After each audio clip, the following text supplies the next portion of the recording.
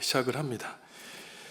모든 지식을 먼저 자식을 먼저 떠나보내고 또 재산을 다 잃고 하루아침에 빈털터리가 된 이 욥의 모습은 단지 우리와 상관없는 인생이라고 생각하면 우리에게 감흥이 없겠지만 사실 이 자리에 있는 우리 가운데 누구라도 하루아침에 이러한 비참한 인생을 겪을 수가 있는 것이죠. 욥기는 구약 성경의 어려운 책 가운데 아주 대표적인 책 가운데 하나입니다. 그러니 욥기가 말하는 주제에 대해서도 사람들은 여러 가지로 제안을 합니다. 어떠한 사람들은 왜 의로운 사람이 고난을 당해야 되는가라고 하는 의인의 고난의 문제를 다루기도 하는가 하면은 어떠한 사람들은 이처럼 죄 없는 사람이 어려움을 당하는 것을 보시는 하나님은 과연 올바르신 분이신가? 좀 어려운 말로 신정론의 문제를 다룬다고 하죠. 또한 어떠한 사람은 신앙인이라면은 고난을 잘 견뎌내고 이겨내야 된다는 고난을 이겨내는 이 믿음과 인내에 대한 가르침을 욥기가 준다고 말을 하고도 있습니다. 야고보서 5장 11절을 보면은 야고보 사도가 말하기를 참고 견디는 것은 복이 있는데 욥이 그 가운데 대표적인 사람이라고 말을 하고 있는 것이죠. 이 모든 것이 중요한 욥기의 주제이지만 그 여러 가지 주제 가운데 가장 중요한 주제는 오늘 설교의 제목으로 삼았듯이 까닭 없이 하나님을 경외하리까라고 하는 질문입니다. 이 질문은 사실 하나님을 대적하는 사탄이 한 질문이에요. 사탄이 생각하기를 어떠한 사람도 이유와 대가와 목적과 동기와 까닭 없이 하나님을 섬기는 사람은 없다는 것입니다. 결국 사탄이 주장하는 것은 지금 우리가 이 자리에 나온 것도 다 이유가 있다는 것이에요. 그것은 근본의 근본을 들어가면 결국은 자기가 잘 되고 자기가 하나님께 복을 얻기 위한 것이라고 말하는 것입니다. 결국 사탄이 주장한 것은 아무도 순수하게 하나님을 섬길 수 있는 사람은 없고 다 자기와 자기 가정을 위한 동기가 작용하고 있다는 것이죠.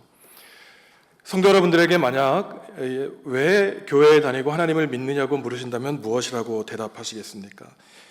만약에 하나님께 복을 받기 위한 것이라고 하면은 사실 그것은 잘못된 대답입니다. 이게 단지 기복신앙이기 때문인 것만이 아니라 이 하나님께 복을 받기 위해 예배한다는 데에는 큰 문제가 자리 잡고 있기 때문입니다. 물론 하나님은 자녀된 우리에게 복 주기를 원하시죠. 건강에 복을 주시고 자녀, 가정, 또한 물질의 복을 주기를 원하십니다. 그런데 한번 잘 생각해 보시죠. 만약에 우리가 잘 되고 복 받기 위한 것이 신앙의 일차적인 목적이라면 어떠한 일이 발생할까요? 만약에 우리가 실패하면 우리의 믿음이 어떻게 되겠습니까? 우리가 나날이 경험하는 삶의 여러 고단한 문제, 실패의 문제, 가정의 문제, 병의 문제, 사업에 실패하는 문제가 있다면 그때는 그러면은 하나님과 관계를 어떻게 하시겠습니까? 만약에 복 받는 것이 신앙의 유일한 목적이면은 내가 복을 잃어버리게 되고 고난과 어려움에 빠지게 되면은 그 동안의 신앙은 한순간에 무너진다는 데에 문제가 있다는 것이죠. 예배가 하나님께 드리는 것이 아니라 내가 복을 받기 위한 데에 목적이 있다면은 하나님께 제물을 바쳤어도 하나님이 그 제물을 받지 않으시자 안색이 변해서 얼굴이 붉어지고 동생을 데리고 나가서 경쟁자를 죽였던 가인의 후예가 끊임없이 나타나는 이유가 바로 여기에 있는 것입니다. 성도 여러분들의 믿음의 분량은 과연 몇 점이라고 생각하십니까? 언제가 가장 믿음이 클 때였다고 생각하시나요? 만약에 내 상황이 잘 진행되고 내가 참 행복하고 기분이 좋을 때가 내 신앙의 전성기라고 생각하고 그게 만약에 100점이라면 그거는 잘못된 생각입니다. 만약에 하루아침에 오늘 욥처럼 모든 가족을 다 잃어버리고 재산 하루아침에 다 날리고 내 남편 아내가 죽고 그야말로 내 몸에 병이 들어서 하루하루 남을 날만 기다리고 산다면 그때 만약에 100이었던 신앙이 20, 30만 남았다. 그러면 100의 신앙이 진짜일까요? 20의 신앙이 진짜일까요? 그 과거에 행복했던 시절에 100이라고 하는 신앙은 지금 아무런 효과를 가져오지 않는 것이죠. 그러니 우리의 신앙의 총량, 합산을 얘기한다면 우리가 모든 것 잃어버리고 절망과 괴로움에 그게 남았을 때 그 남는 신앙의 합산이 우리가 가지고 있는 신앙의 점수라고 말할 수 있는 것입니다. 평안할 때 예배하다가 괴로울 때 예배를 그친다면 그 과거의 나의 신앙은 과연 어떠한 신앙이었을까요? 아무 일 없을 때 신앙생활을 잘하다가 어려움을 만날 때 신앙생활을 그친다면 그 이전의 신앙생활은 과연 어떠한 의미로 내 인생에 남아있을지 우리는 질문할 수 있습니다. 그 과거에 나의 열심이었던 신앙이 진짜였을까? 내 지금 괴로운 인생에 어떠한 힘을 줄까? 우리는 우리 스스로를 살펴볼 수 있는 것이죠. 우리는 바로 이러한 문제의식을 가지고 깊게 오늘이라도 나 자신에게 물어보면 좋겠습니다. 나는 왜 교회에 나오는가? 나는 왜 하나님을 믿는가? 정말로 내가 이유와 대가와 보상 없이 내가 모든 것 하나님을 믿으면서 잃어버려도 하나님을 경외할 수 있는가? 지금 하나님이 우리에게 물으시는데 이 대답이 바로 하나님을 향한 우리의 관계이자 신앙의 상태라고 말할 수 있습니다. 욥기 1장을 보면은 동방에 살고 있었던 이 욥이라고 하는 인물에 대한 소개가 나오는데, 이 동방의 땅에 욥이라는 사람이 살고 있었는데 이 우스는 아마도 팔레스타인 동쪽에 있는 그 에돔 지역이었던 것으로 보입니다. 욥이라고 하는 이름은 어떠한 뜻을 가지고 있냐면은 원수, 돌아오다, 회개하다, 아버지는 어디 계신가, 미움을 받는 사람이라는 뜻을 가지고 있습니다. 이 사람에 대해서 욥기 1장 1절과 8절과 2장 3절은 이 사람의 인격에 대해서 4가지 단어를 사용하고 있는데, 흠이 없고 정직하고 하나님을 경외하고 악을 멀리하는 사람이라고 3번이나 반복하고 있습니다. 그야말로 완벽한 사람이라는 것이에요. 근데 어떠한 분들은 과연 인간 가운데 이러한 완전한 신앙을 가진 사람이 있을까? 이렇게 질문하는 것은 욥기를 잘못 이해하는 겁니다. 욥기가 욥이라는 사람을 흠이 없고 하나님을 경외하고 악에서 떠나고 올바른 사람이라고 완전한 인격을 말하는 것은, 이처럼 하나님 앞에 의로운 사람이 왜 그토록 자식 있던 자식들 다 잃고 재산 다 잃어버리고 병들어서 싫어짐을 앓게 되었는가, 이 문제를 제기하기 위한 것이에요. 하나님을 믿는다고 열심히 신앙생활했는데 왜 누구보다 더 재앙을 만나게 되었는가, 이걸 바로 욥기가 질문하고 있는 것입니다. 2절과 3절을 보면은 욥의 행복에 대해서 말을 하고 있는데, 1절에서는 욥의 인격에 대해서 성경이 소개를 하고 있다면 실제로 2절과 3절은 그의 구체적인 복을 얘기하고 있습니다. 이 사람의 가정 환경을 보면은 7명의 아들과 3명의 딸이 있었다는 것이죠. 10명의 자식이 있었습니다. 여기서 7과 3은 완전수를 가리키는 것으로 이 욥이라는 사람은 그야말로 더할 나위 없는 자식의 복을 누리고 있다는 것이죠. 그의 소유물을 보시면 양이 7,000마리였다고 합니다. 낙타 3,000마리, 소가 500쌍, 암낙이 500마리의 수많은 종을 누리고 있다고 하죠. 그야말로 당시 목축업이 최고의 직업이었던 당시에는 재벌에 해당하는 사람이었어요. 그 성경은 동방 사람 가운데 가장 훌륭한 사람이라고 3절에서 말하고 있는데, 여기서 훌륭하다에 해당하는 히브리어 가돌은 단지 인격적으로 훌륭하다는 것뿐만 아니라 크다는 뜻이고 부유하다는 뜻입니다. 세번역 성경에서는 욥은 동방에서 가장 부자였다라고 말을 하고 있습니다. 그야말로 하나님께 순종하니 욥은 자녀의 복과 물질의 복을 받게 된 것이죠. 이것은 전통 신앙이 말하고 있는 하나님께 순종하는 사람은 복을 받게 되어 있다는 사고를 반영하고 있는 것입니다. 1절에서 3절까지 이야기꾼이 욥의 사람됨과 인격을 이렇게 묘사한다면 4절과 5절은 욥이 항상 그러하였다고 하는 일상의 모습을 보여줘서 욥의 신앙이 얼마나 훌륭했는지를 보여주고 있습니다. 욥의 일화를 보여주고 있는데, 욥의 7 아들들이 매일매일 성경에는 생일이라고 번역되어 있지만 날을 정해서 잔치를 벌였다는 거예요. 복에 겨워가지고 매일 형제들끼리 우애를 나누면서 먹고 마시고 즐기는데, 그 자녀들의 모습을 본 아버지의 마음은 조금 걱정이 되었던 겁니다.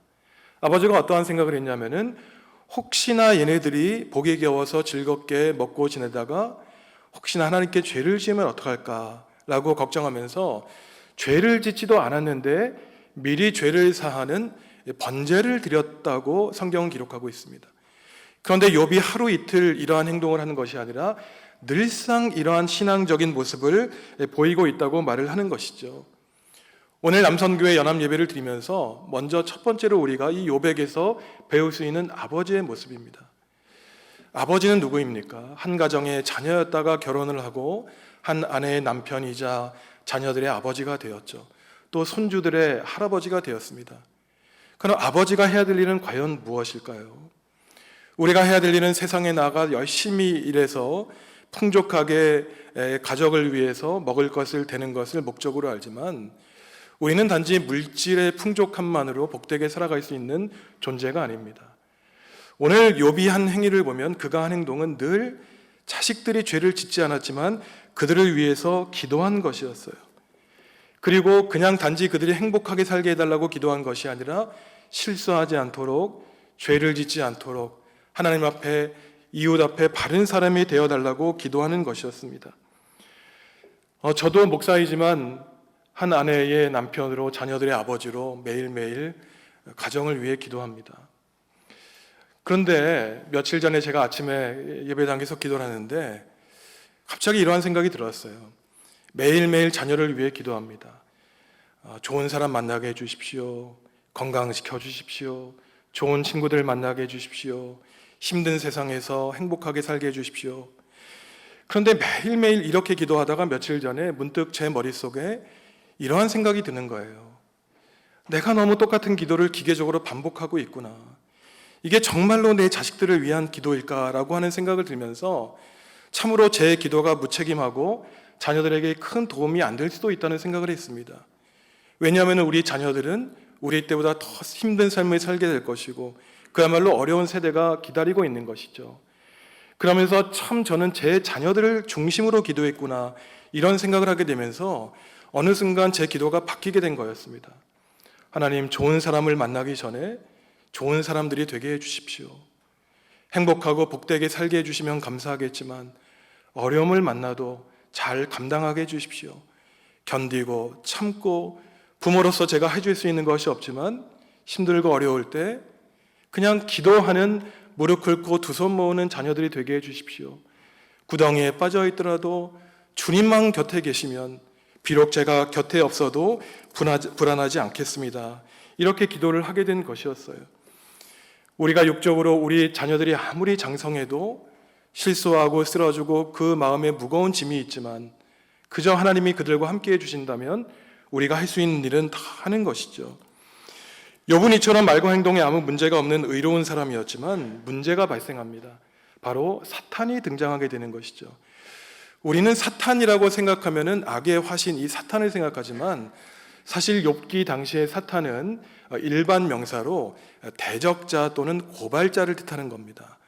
그래서 하나님이 사탄에게 무엇이라고 물어보시냐면은 네가 땅 위를 다니면서 무엇을 관찰하였느냐.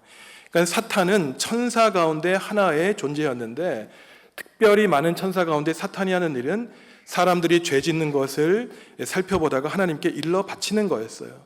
그러니까 고발을 하는 임무를 사탄이 하는 것이었습니다. 그런데 사탄이 지금 하나님께 주장하는 것이 무엇이었냐면은 하나님 보시기에 욥이라는 사람이 있지 않습니까? 그런데 하나님은 그 사람을 칭찬하고 의롭고 흠이 없고 경건하고 악에서 떠났다고 생각하시지만 자기가 볼 때는 그렇지 않다는 거예요. 욥이 만약에 하나님 곁을 떠나 하나님을 신앙을 한다면 거기에는 반드시 이유가 있다는 것입니다.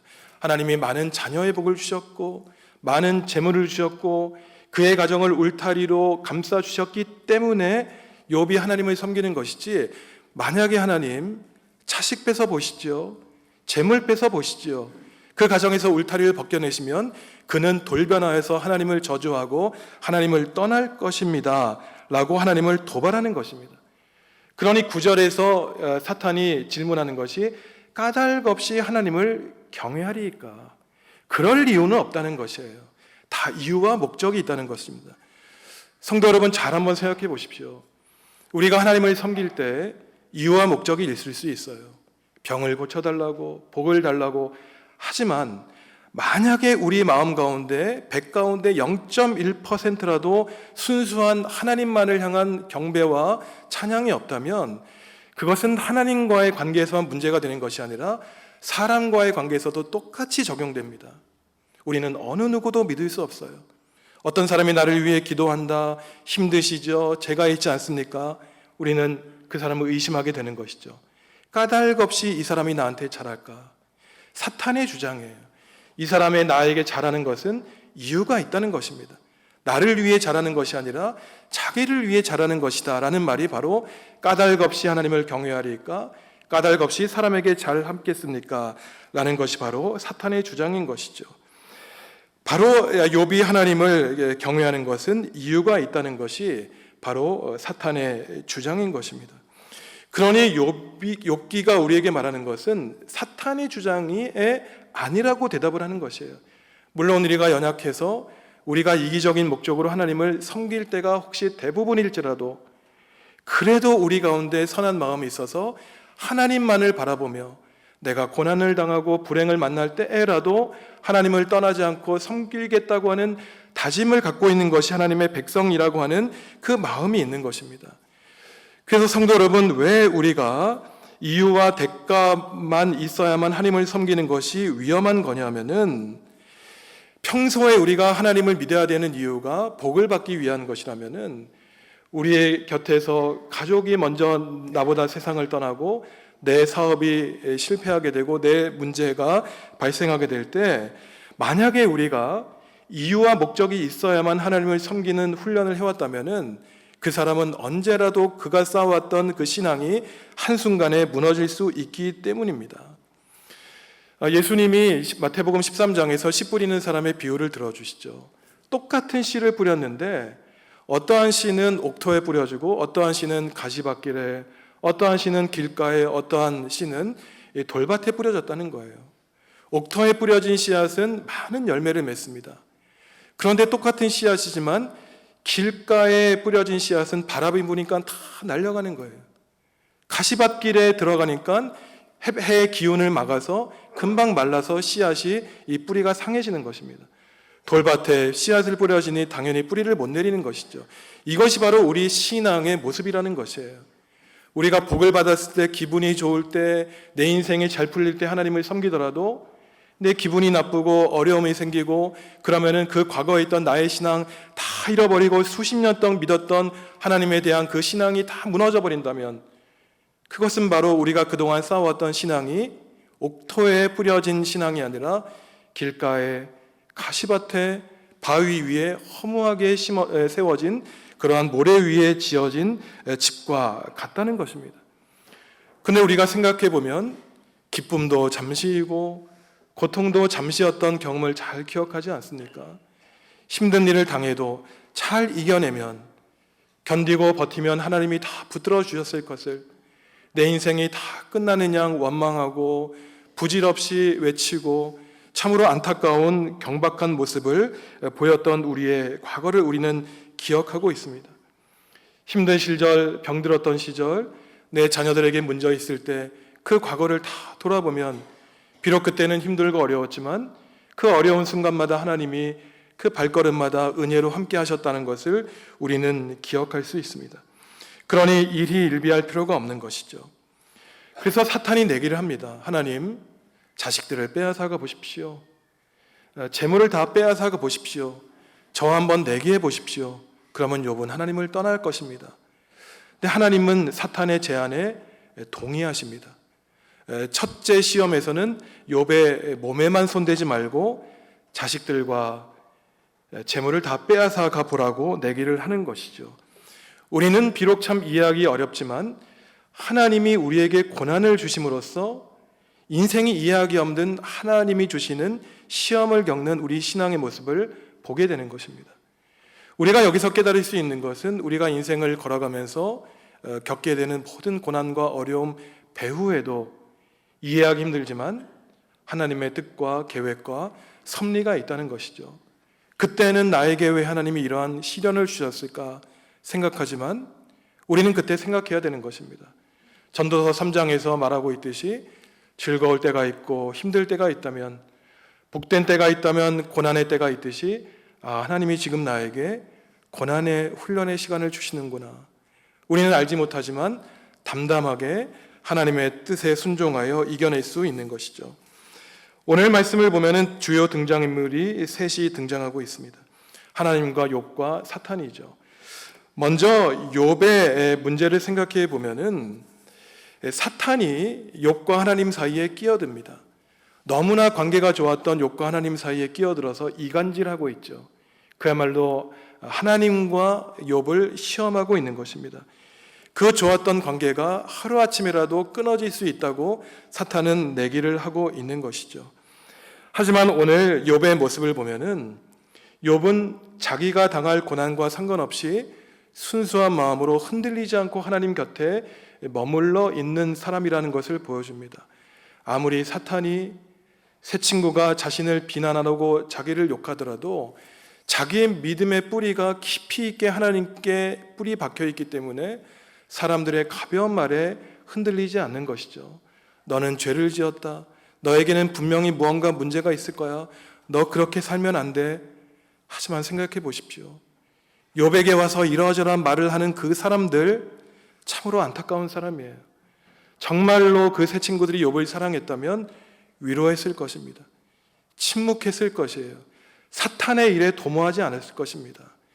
자신의 모습을 성찰하지 못하고 늘 욥에게 손가락질했던 욥의 세 친구가 있었지만 욥은 자기의 인격을 지켰어요. 입술로 마음으로 죄를 짓는 것을 두려워했습니다. 그러니 오히려 친구들을 위해 기도했고 사탄의 시험에 맞서서 하나님 곁에 서 있는 것을 자신의 자랑으로 여겼던 것이죠. 우리는 오늘 한 명의 아버지로서 남성교회, 이 교회를 위해 섬기는 일꾼들로서 오늘 욥에게서 배울 모습이 바로 여기에 있습니다. 또한 욥기 29장을 보면 단지 욥은 자기의 자녀들을 위해서만 기도했던 것이 아니라 가난한 형제 자매들을 위해서도 자신의 재물을 바치며 헌신했는데 그 욥의 말을 보면 참 훌륭한 말을 하고 있어요.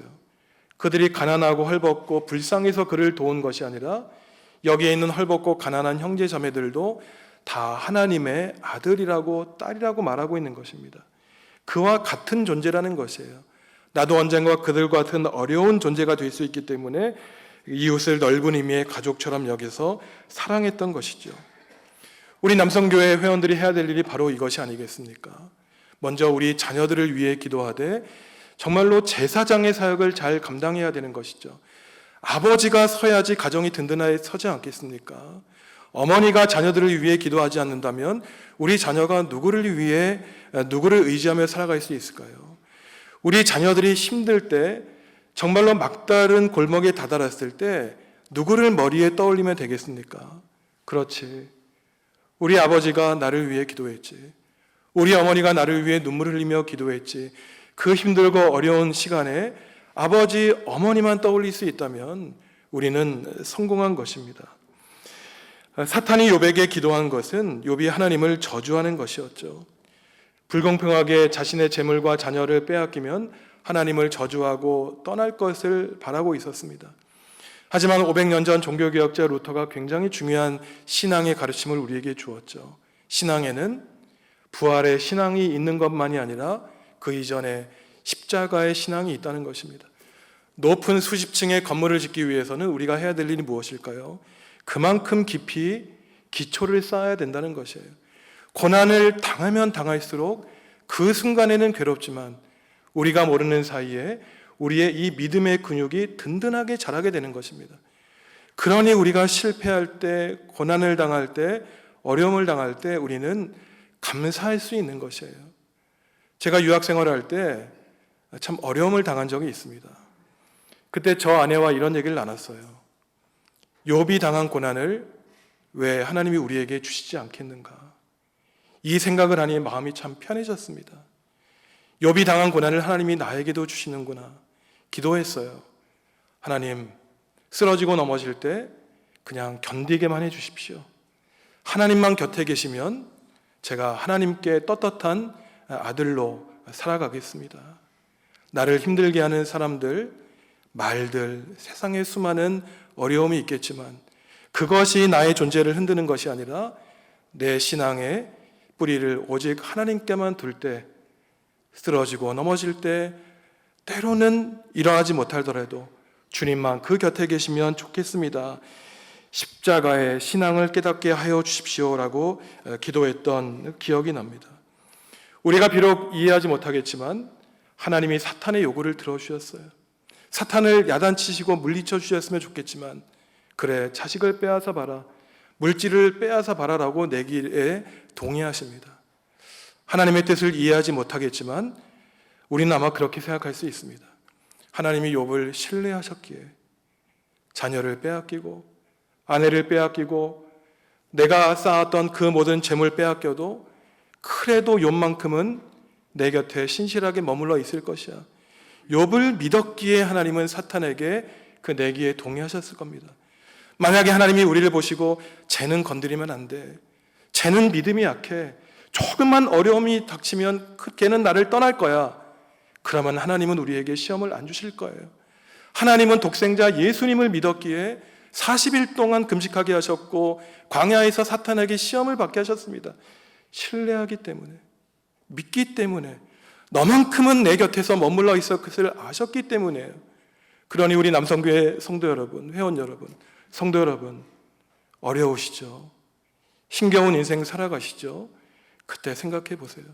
하나님이 나를 믿으시는구나, 내 믿음을 알고 계시는구나, 사람의 말에 휘둘리지 않을 것을 알고 있구나, 사람의 평가에 흔들리지 않을 것을 알고 있구나, 그의 시선은 나에게 뿌리를 받고 있구나라는 것을 아시기에 하나님은 고난을 허락해 주셨던 것입니다. 오늘 우리는 남선교회 연합회 예배를 드립니다. 우리 남선교회 회원, 우리 장로님, 집사님들 가운데 그들만이 알고 있는 십자가의 고난이 있을 것입니다. 간절한 기도와 간구가 있을 것이에요. 간절히 그저 제가 바라는 것은 우리 남성교회 회원님들이 욥과 같은 견실한 신앙을 갖게 되시기를 바랍니다.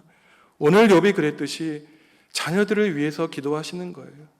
그리고 우리 교회와 하나님 나라를 위해서 기도하는 것입니다. 그래서 욥이 하나님께 인정받았건처럼 흠이 없고 정직하고 하나님을 경외하고 악을 멀리하는 그러한 사람이 되기를 바라는 것이죠. 세상은 우리에게 말하지 않습니까? 잘 먹고 잘 살면 된다, 행복하고 복되게 살면 된다.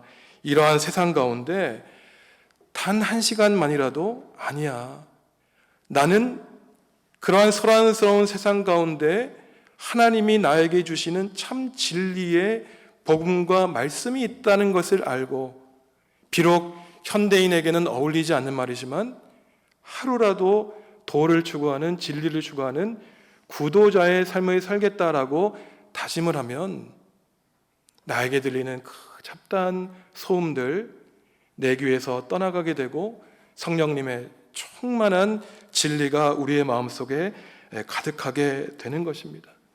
가장으로서 그 인생의 어깨에 무거운 짐들이 있죠. 그 무거운 짐들, 수고하고 무거운 자들아 다 내게로 오라 말씀하신 주님의 말씀에 따라서 모든 것을 내어 맡기시고 기도하신다면은 모든 어려움과 시험을 이겨낸 욥처럼 우리는 견디고 참아내며 이겨낼 수 있을 것입니다. 마지막으로 우리 성도 여러분들께 제 기도의 경험을 말씀드리면, 제가 이제 질문을 한 가지 할 텐데, 제가 이제 기도할 때 성도 여러분들의 기도 제목이 얼굴이 떠오르지 않겠습니까? 가장 먼저 성도 여러분의 얼굴이 떠오르는 분이 좋은 분일까요? 나쁜 분일까요? 제 기도에 먼저 떠오르는 분은 사실은 좋지 않은 분이에요. 왜냐하면 문제가 있고 아픔이 있고 어려움이 있기 때문입니다. 1시간을 기도해도 2시간을 기도해도 기도 시간이 모자라죠. 오늘 아침에도 제가 그렇게 기도를 했어요. 하나님, 마음이 아파서 몸에 병이 들어서 오랫동안 교회에 못 나오시는 분이 있습니다. 제가 굳이 전화하지 않아도, 문자를 드리지 않아도 제 마음만 전달하게 해주십시오. 하나님, 아니에요, 취소할게요. 제 마음이 전달되지 않아도 하나님이 지켜주십시오. 보호해 주십시오. 우리가 기도하는 것 그분들이 몰라도 그저 하나님이 붙들어 주시면 감사하겠습니다. 또 기도했어요. 하나님, 제 기도에 먼저 떠오르는 교우들이 한 분 한 분 줄어들게 해주십시오. 오늘 하루도 각처에 흩어져 있는 우리 교우들 평안하게 해주십시오. 제 기도가 필요 없는 복된 삶을 살게 해주십시오. 그렇게 기도해야만 제 마음이 편하고 기도의 자리에서 일어날 수 있습니다. 성도 여러분, 우리 한 명 한 명은 참으로 연약한 믿음을 가지고 있지만 그 한 명 한 명이 내 옆에 있는 교우 한 명, 두 명을 위해서만 기도하면 그 기도의 힘은 엄청난 힘을 발휘하게 될 것입니다. 저에게는 능력이 없지만 한 가지, 그저 하나님을 신뢰합니다. 연약한 저의 기도를 하나님이 들어주실 것을 믿어요. 그 기도 응답이 언제일지는 모르지만 하나님, 제가 그렇게 기도하는데 저를 불쌍히 여겨 주십시오. 저의 기도를 들어주십시오. 우리 교회에 욕과 같은 신실한 신앙인이 되어서 까닭 없이 하나님을 섬기겠습니까? 라고 하는 이 사탄의 질문이 부끄러워질 수 있도록 우리 정읍중앙교회를 사용해 주십시오. 욕과 같은 기도하는 우리 남선교회 회원들이 날로 늘어나 우리 장로님, 집사님들 얼굴만 보아도 성숙한 열매를 맺는 욥과 같은 우리 성도 여러분들 다 되어서 잘했다, 충성된 나의 종아, 내가 너를 신뢰했으니 이제 내 마음이 편하다라고 하는 하나님의 음성을 들으시는 우리 남성교회 회원님들 다 되시기를 주님의 이름으로 축복합니다. 기도하시겠습니다.